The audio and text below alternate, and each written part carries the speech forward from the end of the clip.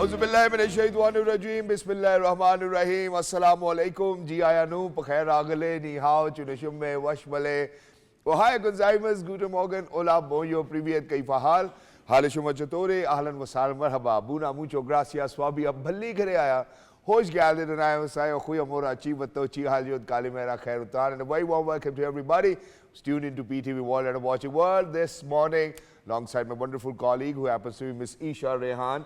I happen to be Shahzad, and we hope and pray that everybody out there is doing wonderfully well and that you're ready to kickstart your week with us. But first things first, hello Eesha, assalamu alaikum. How are you feeling today? Alaikum assalam, Shahzad. I feel absolutely great after spending a lovely weekend with family and friends. We are back here on a very beautiful and happy Monday morning. And what I particularly love about this morning is that it is not blazing hot like it is normally, but we will get into the weather details first things first. Let's talk about how our Chief of Staff was featured on the Times Square during the US visit. Chief of Army Staff Field Marshal Asim Munir has been featured on a digital billboard in New York City's Times Square during his visit in the United States.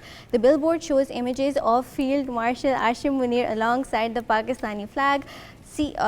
Asim Munir is visiting the US for a week at the invitation of US military leadership. The Field Marshal is also seen in the video with a group of US senators as well as with Pakistani children. The video shows Pakistan as a progressive nation interested in education, technology and peace.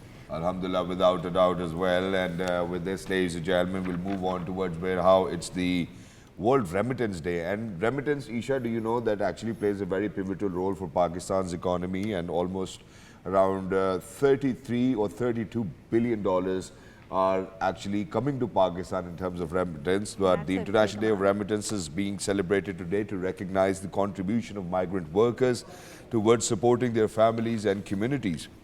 By sending remittances, migrants support livelihoods, strengthening economies and contribute to the Sustainable Development Goals.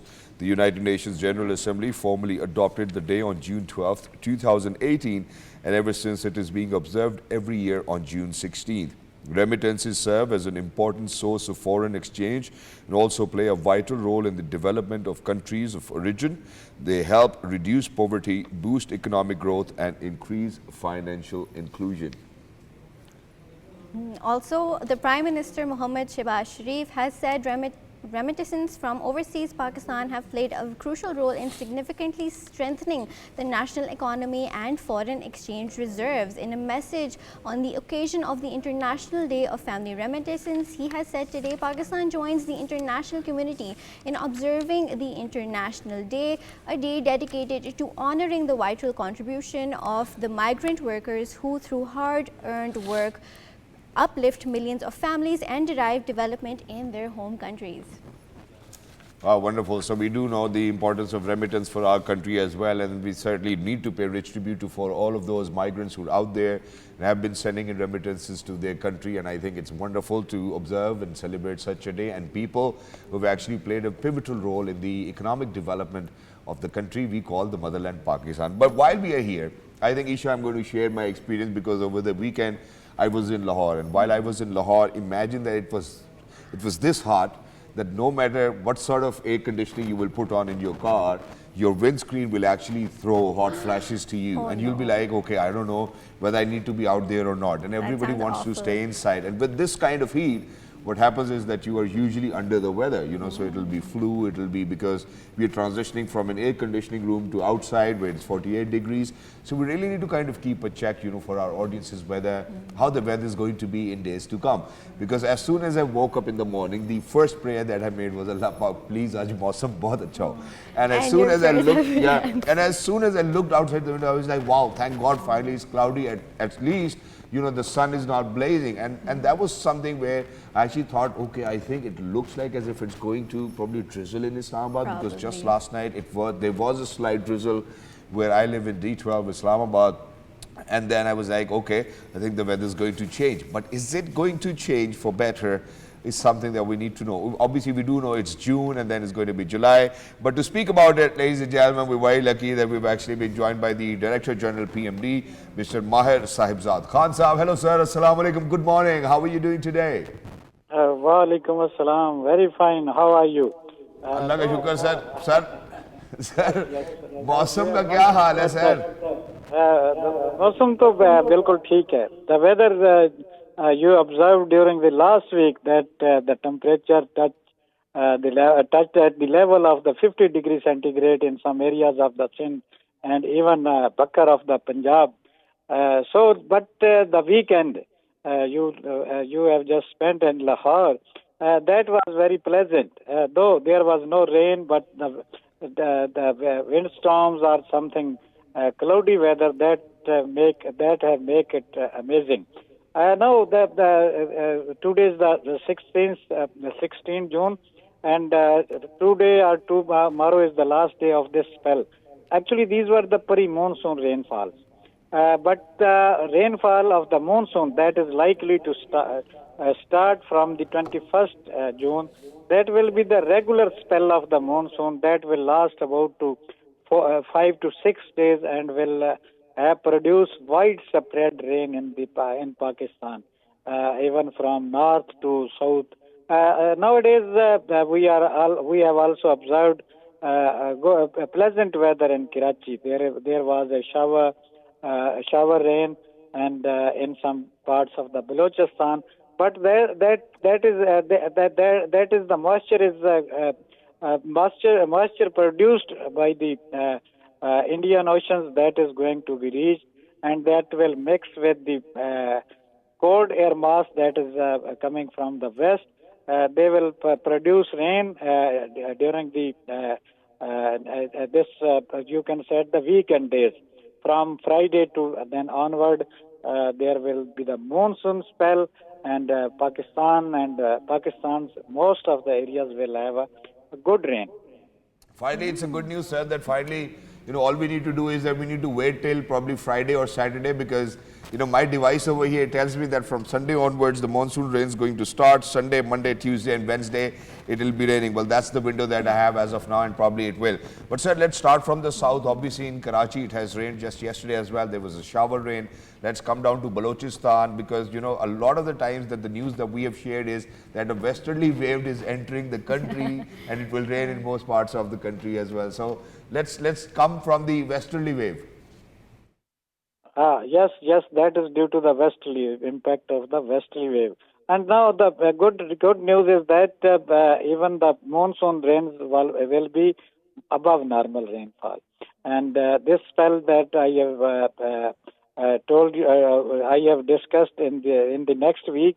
From the first week of the July, then the next spell of the monsoon rains will also enter into the Pakistan with then again with the good rains. And this will continue. This monsoon rains will continue after a week, or sometimes there will be a break. But the weather will be pleasant. Thank you for describing that. As we were discussing last week, it felt like we were ice cream sitting on the footpath, just melting under the sun. However, today is a very pleasant day, and we look forward to the monsoon rains coming to break this heated cycle. However, with monsoon rains comes a lot of humidity. So how can people prepare themselves and stay hydrated, and what precautions can they take against this humidity? Actually, the humidity becomes the cause of the rain. So, how much will be the humidity?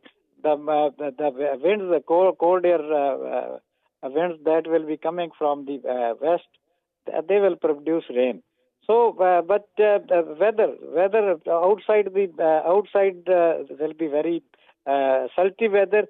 But in the rooms, when your AC will be on or the fan is running, that will produce a good present weather, the windy weather. There will be no scorching heat, you can say that. What we have faced during the last month or a few days ago, the temperature touched the level of 50 degrees centigrade.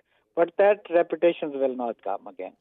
Exactly. And sir, in addition to this, one more question, because you said that we will experience above normal level monsoon rains. Now, unfortunately, in the past, we have seen how there have been cloudbursts, how there have been flooding because of, above normal level rains.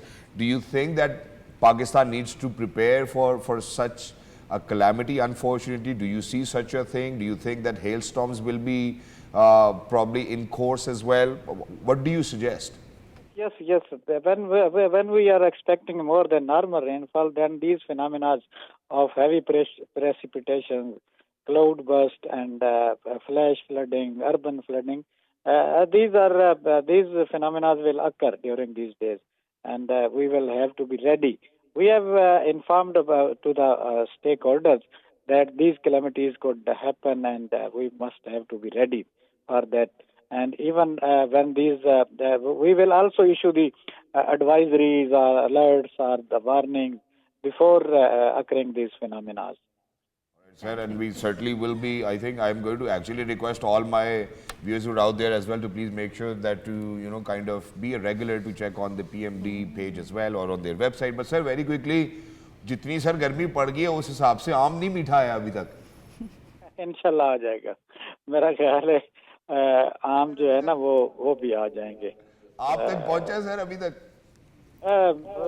असल में अब मैं अफसोस के साथ कहता हूं कि जो दोस्त मेरा सिंध से भेजता था वो फौत हो गया इस साल. अब इस साल मुल्तान से ही आएंगे और मैं आपके साथ शेयर करूंगा इंशाल्लाह. ठीक है sir. Thank you so much sir for being with us, and may your friend from Multan who actually used to send you mangoes, may his soul rest in peace as well. For everybody who's out there, ladies and gentlemen, for every friend who lives in Multan, I think I'm trying to make good contacts with him these days as well, because everybody wants to have their hands on mangoes. And the mangoes that I've tried so far were a little tangy. Oh, so I would really want them to be sweet, once you put them in freezer, ripened. slice them, take off, peel them off. Once the mangoes are there, you put a little bit of ice cream on top of it and you're like, okay, ab aa gaya waqt. We have a certified mango lover in our studio. Not just that, you know what's the right way to eat mangoes? Okay, tell me. The right way to eat mangoes is कि आप वो कहते हैं पंजाब में कि आपकी कोनियाँ जो है ना वो भर जानी चाहिए. यहाँ से, the juice really needs to go in. I don't know, Madam Sana, have you tried it?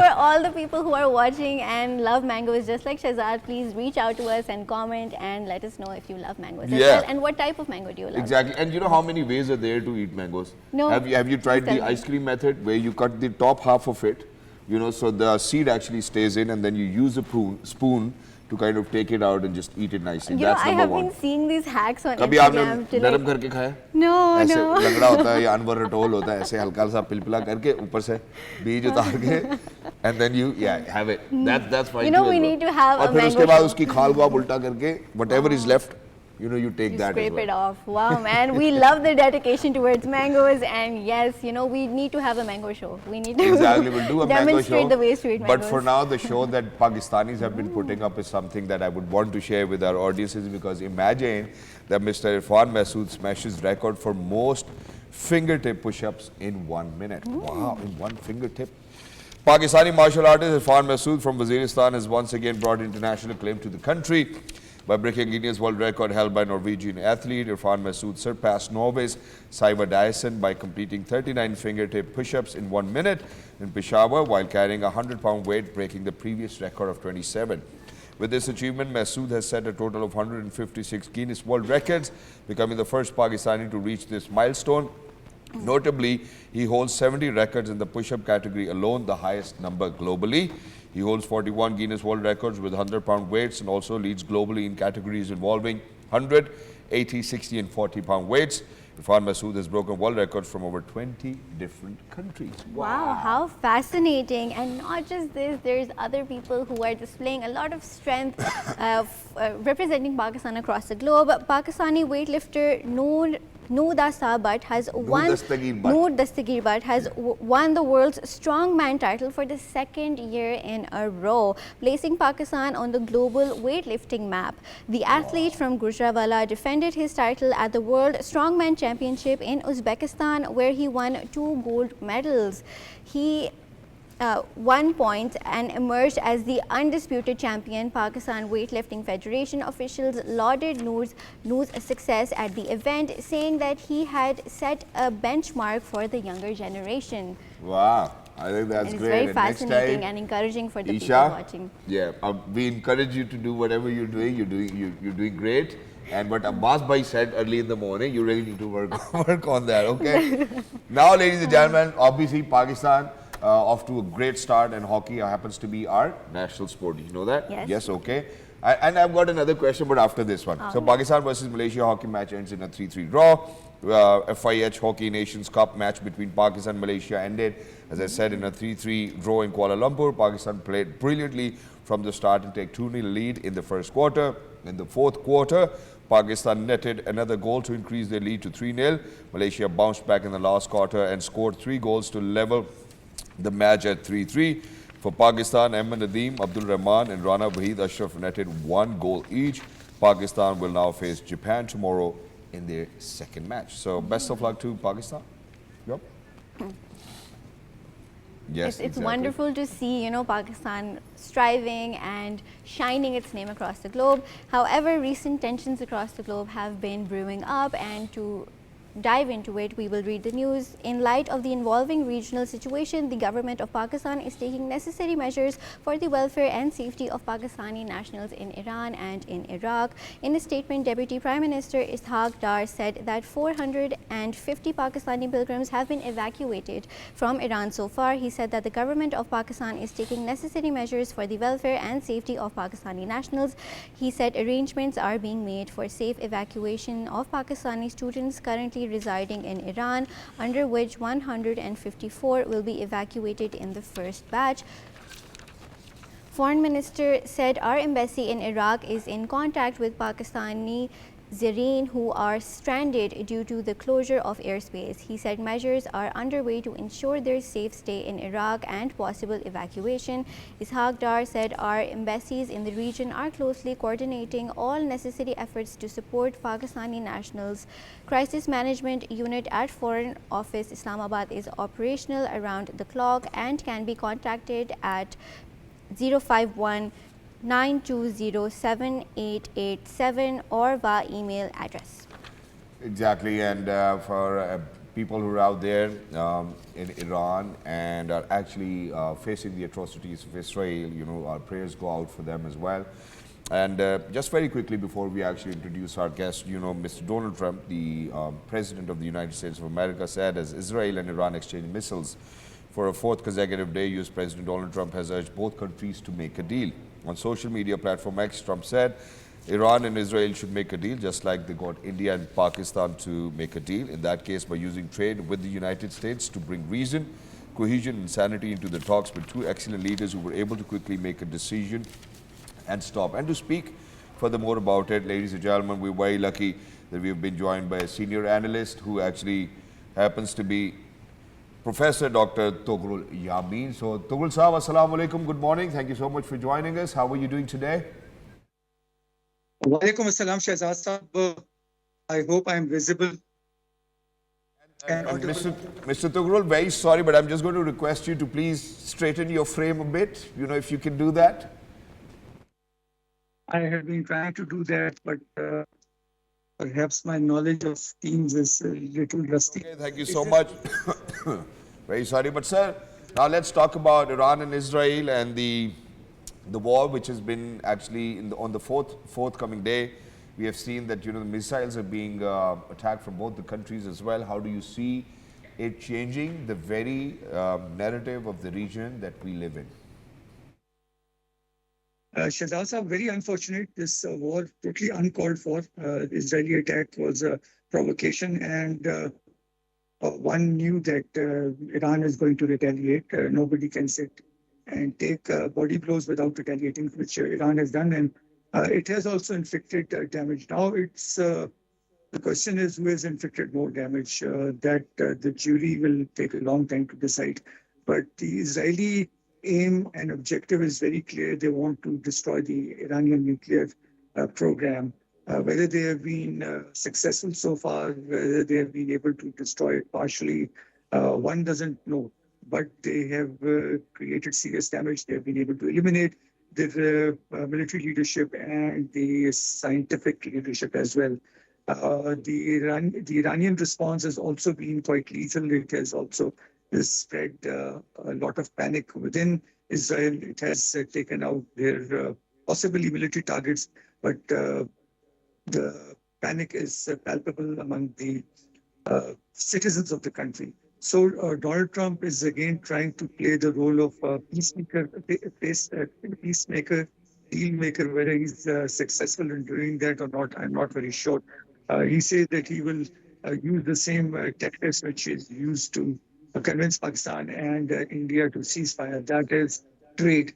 But the point is that he can have some leverage with Israel insofar as trade is concerned. He has practical zero leverage with Iran because Iran is sanctioned. Iran does not have any direct trade with the United States of America. The American president has also said that he's open to any mediation by the Russian president, Vladimir Putin. Whether Mr. Putin will jump in because he also has hands full in Ukraine. So the situation is pretty tense, and I hope that it does not spill over into Pakistan because that would. Exactly. Exactly, sir. And a lot of support, obviously, from all the Muslim brethren countries is pouring in for Iran as well. But now, sir, I think what we really need to think about over here is that, President Donald Trump tweeting or using the platform X and saying that, that the two leaders from India and Pakistan were wise enough to listen and I will do the same. And, most of the time people do not give me credit and whatnot. But the issue between Pakistan and India is very different from the issue in between Israel and Iran. Do you think that would you be able to highlight what the real problem is of the conflict in between Israel and Iran? Yeah, you're absolutely right, Shahzad Saab. You can't use the Pakistan-India template to Iran-Israel conflict. These are totally two different conflicts. In fact, no two conflicts are alike, and you cannot use the same tactics or strategies in each case. As I was mentioning earlier, the United States of America has leverage with the Israelis because they are their partners in trade and in everything else, also defense cooperation, diplomatic cooperation, everything. But the Iranians are under no such obligation. So whether they are going to listen to the American president, they will listen to him, but they will listen to him only if he uses terms which are acceptable to them, if he offers them a fair deal. War is in nobody's interest. It is not in the interest of Iran. It is not in the interest of Israel. But it is Israel who has started the war, not Iran. And the Israelis claim that they have caused significant damage to the Iranian nuclear program. So on what terms are the Iranians going to accept peace? Because peace from a strength of weakness is not acceptable to any country. The Iranian leadership is going to lose space if they don't retaliate or if they do not extract revenge on their terms. And Professor, Doctor, just very quickly, because you mentioned this, so I'm just, for our audiences who are out there, because we go out in 46 different countries, I'm going to take you through so far what has happened. Israel has renewed its attack on Iran, striking the capital, Tehran, as well as other areas across the country for a fourth consecutive day. Israeli strikes have killed 224 people so far, according to Iran's health ministry. Among them is the head of the IRGC's intelligence organization, Mohammad Kazemi, and two other generals. At least 8 people have sustained wounds in Iranian strike. Iran have struck back in Tel Aviv as well. And there are a lot of people who have actually lost their lives. Now, sir, let's come down to a point where how important it is or essential it is for us or the international audiences to know that Iran is a oil-rich country. And they have been sanctioned for, I don't know, for the longest period of time, for as long as that I have been living. The only thing that I know is that Iran has been sanctioned. Now, the United States says that we are not a part of the conflict as of now, but we will try to sort it out. Who actually imposed sanctions on Iran, and how do you think it is going to outplay? Now, Israel, which was already going after Palestine and the Palestinian people, unfortunately, is now looking forward. Now, we do see how there's Jordan, how there are other countries who are actually trying to protect Israel over here. How do you think that for all of these countries to kind of be with Israel or be with Iran is going to turn out in terms of the regional stability? Shahzad, the only country in the world which can bring Israel to the negotiating table is the United States of America.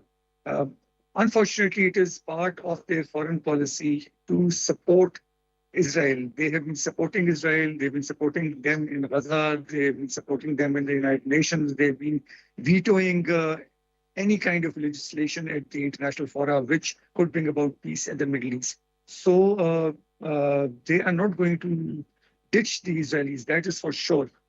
What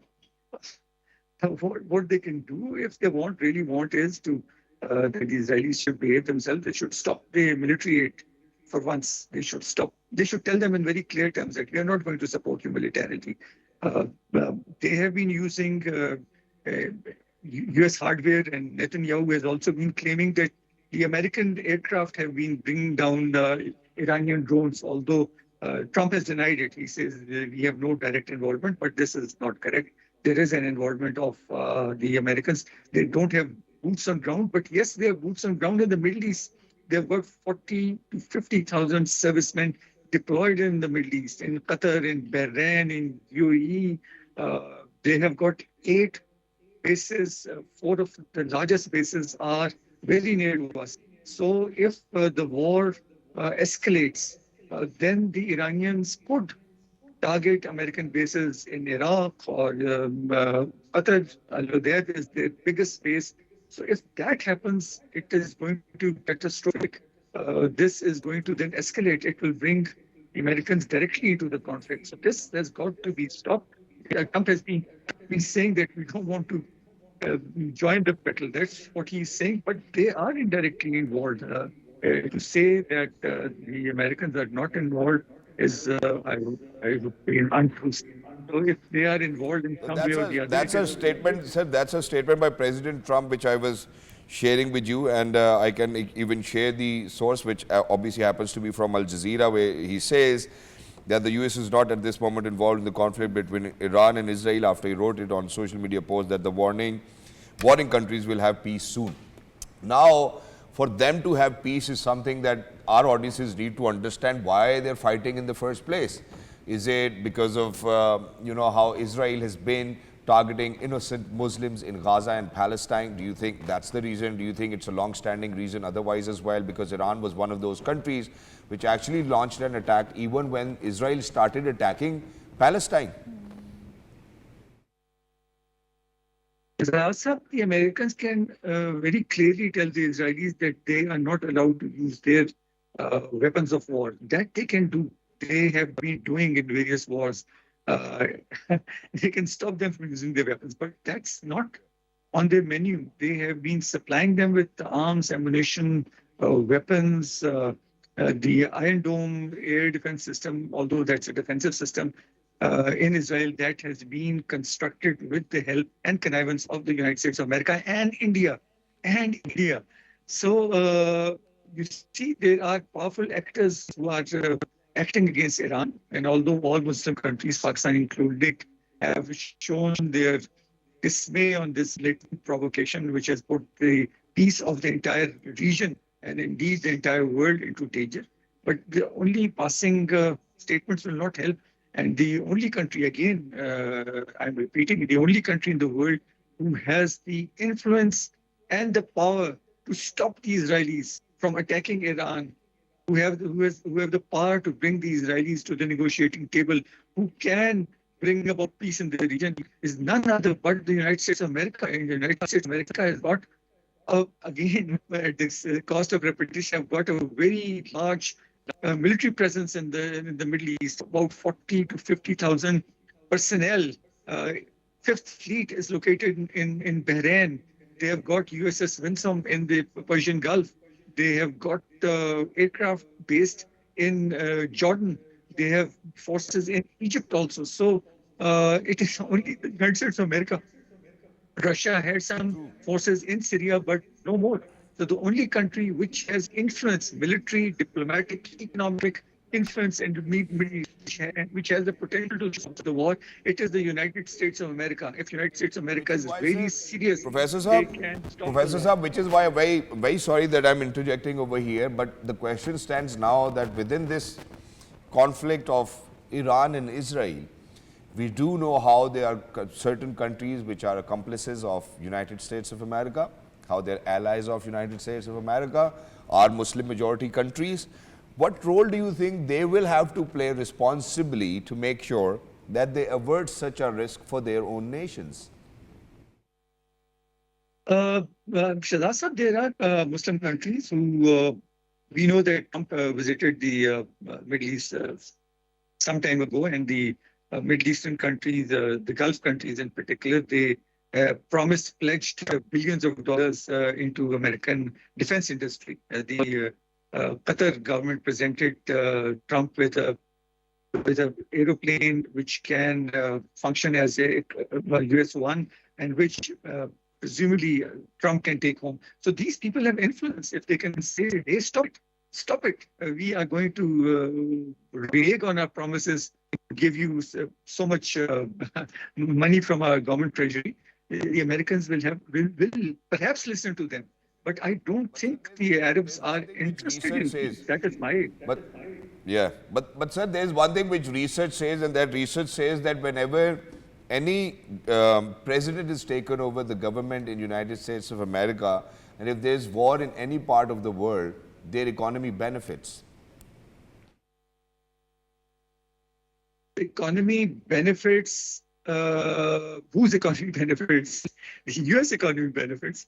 US, the terms, the conditions are always in favor of the US. Even if they give you military aid, it is all recycled into the American economy. If they sell you F-16s, it goes back to the vendors. It does not help you. In the final analysis, it helps the Americans. I think this is very unfair to say that wherever America gets involved, everybody benefits from it. Yes, if the Chinese get involved... I wanted to hear it from you as well. But thank you so much, Professor Saab, for being with us. Lovely to be in conversation with you. And thank you so much.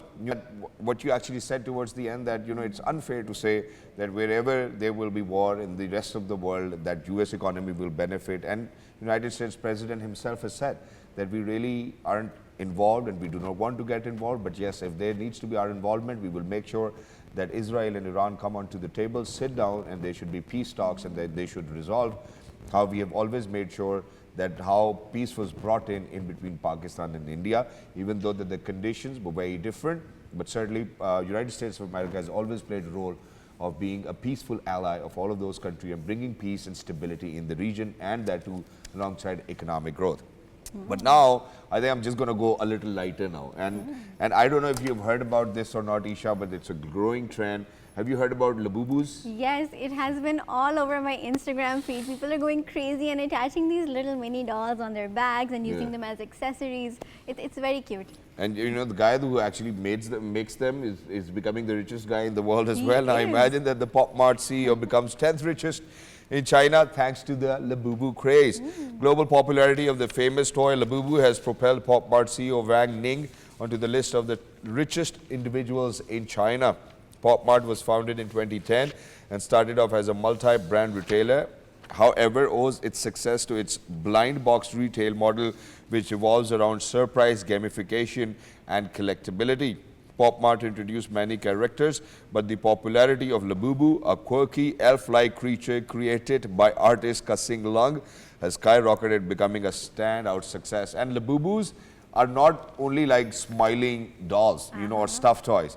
So they are even cry Labubus as well. I don't know if a lot of people know about it or not, because just over the weekend when I was going to Lahore, I actually rented 2 of them from my nephew. No way. And there was a cry one and there was a smiley one. I was like, okay, I would want to go with the smiley one. So I still probably owe him 4,500 rupees. Wow, you're doing, I love how Shahzad is keeping up with global trends and having the Labubus. And diving into more news, a human-sized Labubu doll was sold for around $150,000. A human-sized Labubu doll. That's crazy. An auction house in Beijing set a new record after it sold a human-sized Labubu doll for over $150,000. Labubu dolls are monster figures created by Hong Kong artist Kasing Lung. The 4 feet 4 inch doll was sold at an event organized by Yonggil International Auction. According to the auctioneer, the doll which normally costs $6.95 was now the most expensive toy of its kind in the world. My God. How fascinating. Who would spend $150,000 in that on a human-sized Labubu doll? Why would you do that? As a kid, we actually had, have you seen the show Dexter's Laboratory? Sorry? There was this cartoon while growing up. It was about this little scientist kid who had a sister. Dexter? Dexter. Yeah. Okay. So his sister, my parents got us a life-size version of her. Didi. Didi, yeah. So we had her pink giant feet and her ears and her pointy nose, and it was almost my height. Yeah. And it was hung And do you in know my room. the villain character who was always chasing Didi? Do you remember his name? No. No, even I don't remember his name, but you know, there No, was this... Didi was the one bothering Dexter all the time. She would go in his No, but the laboratory, villain push the character, there was a button. villain character. There was a villain character who was always against Didi because Didi would go into his laboratory and push the kind of spoil buttons. things for him. But while we are at it, I think, and we are talking about pushing buttons, let's talk about spacecrafts as well. Yes, Because please. imagine that a spacecraft takes first ever image of Sun's South Pole. I mean, that's different. I don't know how a Fascinating. sun की picture south से लो north से लो मुझे लगा एक जैसी लगेगी. No, you know, like the Earth is different. I'm pretty sure the But sun the is European different. Space Agency's Solar Orbiter spacecraft has recorded a video and captured images of the sun's south pole and have sent them back to Earth.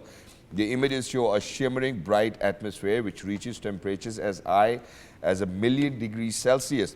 Through these images, scientists will be able to study how the sun cycles between periods of raging storms and quiet times. The study is necessary as intense solar activity can affect satellite communication and knock out power grids on Earth.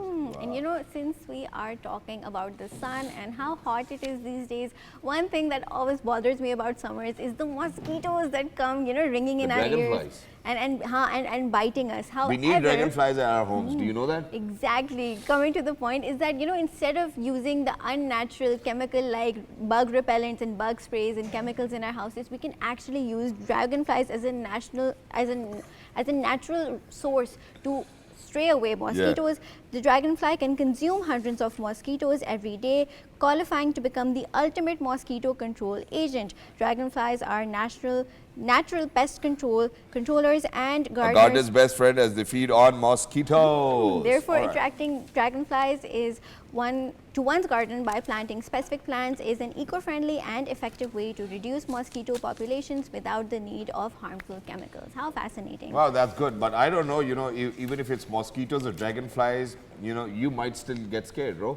Me? No, Oh, no. Daddy, look what's in the room. I cannot go inside the room. I'm too Excuse scared. me, I'm not afraid of mosquitoes. And I think dragonflies are very beautiful. Really? They are very beautiful. And you know, speaking of beautification, we need to talk about how we live in a world where we crave perfection, where we want to be the best version of ourselves. Unfortunately, it leads us into into following undiagnosed and unresearched diets. And one of these diets is actually called the yo-yo diet. And to learn more about this diet, we actually have someone in our studio today who is a fitness expert and is very dedicated to guiding you all regarding how to make sure that you go on a proper regulated fitness journey. In our studios, we have today with us Miss MARIYA Khan, who happens to be a health and fitness expert. Hello, assalamu alaikum. Good morning. How are you? Walaikum assalam. Thank you so much for having me over. It's lovely always. Thank you so much for always joining coming us. here. Wonderful to have you over here. There's just, okay, I think I'm just going to ignore that because there's something behind you. If you could just keep it, to your left. I get it. That's wonderful. Thank you so much. So, MARIYA, yo-yo diet is something that we're discussing for the very first time on national television. Nobody has spoken about it. What is yo-yo dieting?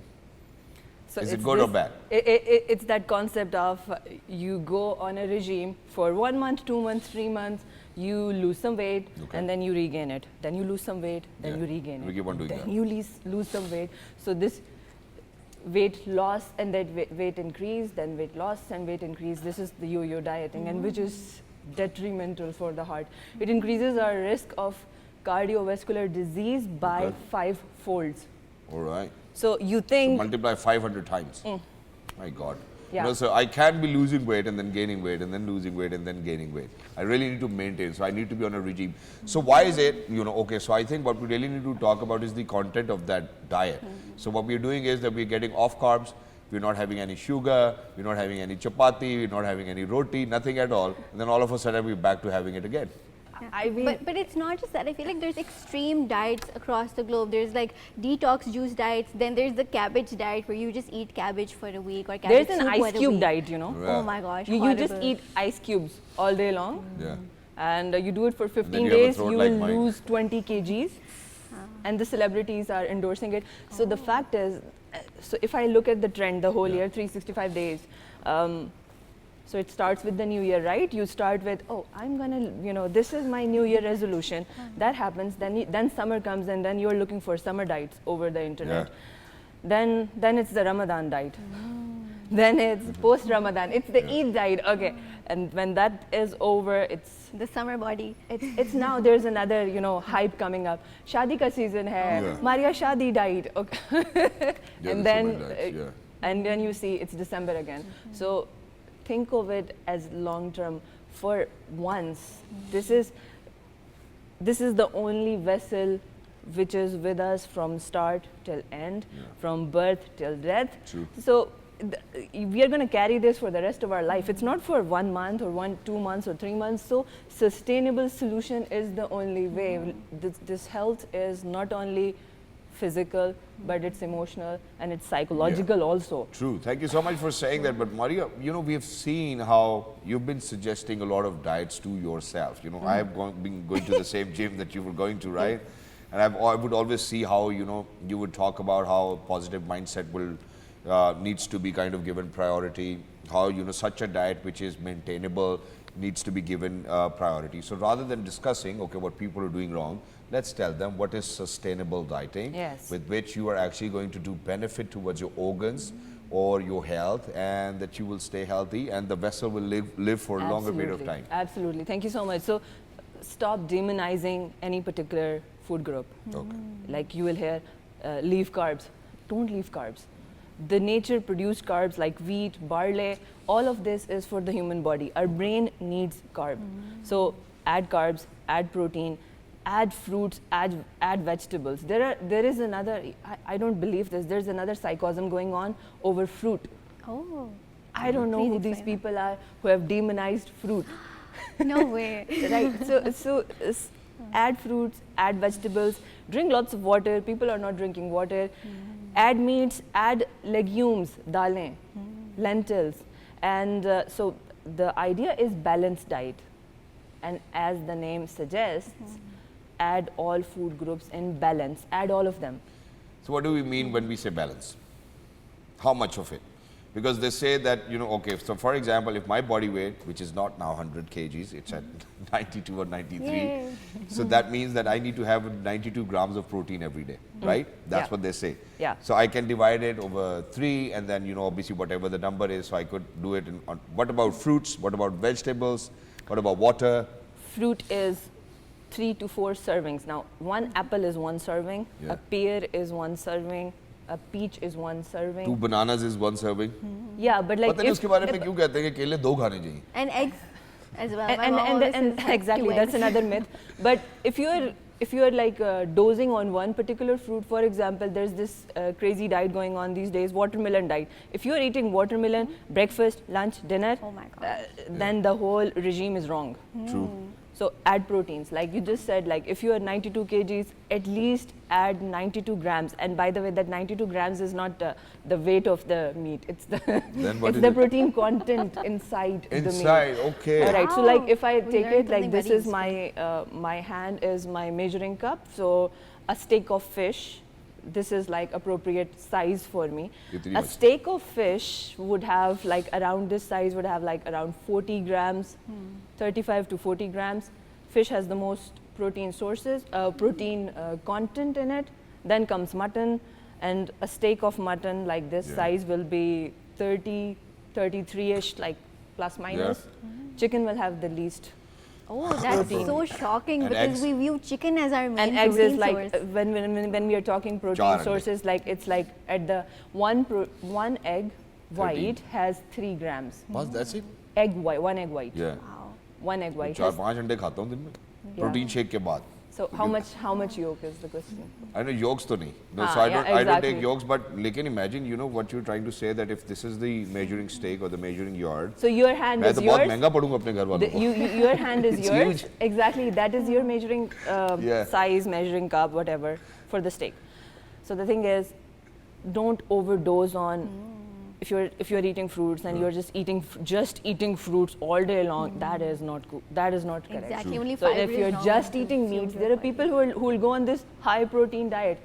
Where are your carbs? Where is your fiber? And then problems with the gastrointestinal tract starts to occur. People complain of diarrhea or constipation. This thing, first is our brain and then is our gut. So the gut starts from our mouth to esophagus to stomach to small intestine, large intestine down till the rectum. Wow. 95% of serotonin, our happy hormone, it's not in our brain, it's in our gut. Okay. So what does that tell That's us? why I feel happy when I eat too much. Yeah. Yeah, so if I understand this concept and if I go like, all right, so if my serotonin is within the gut, if I take care of the gut, my Mental happy health will be hormones, good, yeah. my mental health will improve. So our gut health is directly proportional to our mental health. You know, that was very, very beautifully explained, and you actually told us and enlightened us with such points that we did not know before. So what I really want to ask you is that yo-yo dieting, what are the potential hazards that our audience needs to be aware of? That is it going to cause hormonal imbalance, chronic illnesses, diabetes potentially, and heart diseases? Please explain to our audiences why this You is so will always be stuck in this limbo. You will never get out of it. Yeah. You will spend 10, 20, 30 years, and even in I have people like they're in their 40s, they're in their 50s, they'll say, this is my 7th cycle of wanting to reduce weight, and how I did lose it in the first cycle and then regained X numbers, X kgs, and then I lost it. So you will always be stuck in this limbo, you will never get out of it. So it's all about, first is the mindset. We need to win this here before winning it in the field. I think that's wonderful. I think that's wonderful. Thank you so much for wrapping it up so beautifully well as well. And the next time, whenever you'll be on my show, I'm going to introduce you as Dr. MARIYA Khan, because you know so much now, mashallah, and you've learned it, you've acquired it over time, and thank you so much for sharing it, you know, with our audiences, and we hope and pray that it's going to be really useful for them. But ladies and gentlemen, say no to yo-yo dieting. Please make sure that you stop doing or losing weight all of a sudden and then gaining weight all of a sudden, many folds, you know. It's going to increase the risk of heart attacks as well. That was the entire concept of the conversation that we would want to have today as well. So please make sure all of a sudden, and I think that the best part that MARIYA has always been advocating was stop demonizing a food group. So please make sure that all of those things which Allah produces for all of us, you know, that we consume them, and that too in the right portions. The yardstick is your palm. And if you've forgotten something, you know, the link will be on YouTube. Go ahead. It will be on our Insta pages as well, you know, world.ptv.com.pk. Until next time, ladies and gentlemen, thank you so much. Thank you Dr. so much. MARIYA. Lovely. Wonderful to have you over here. And for everybody who's out there, look out yourselves. Good morning. Have a great day. Eat everything. Oh, I'm happy, man. Bye.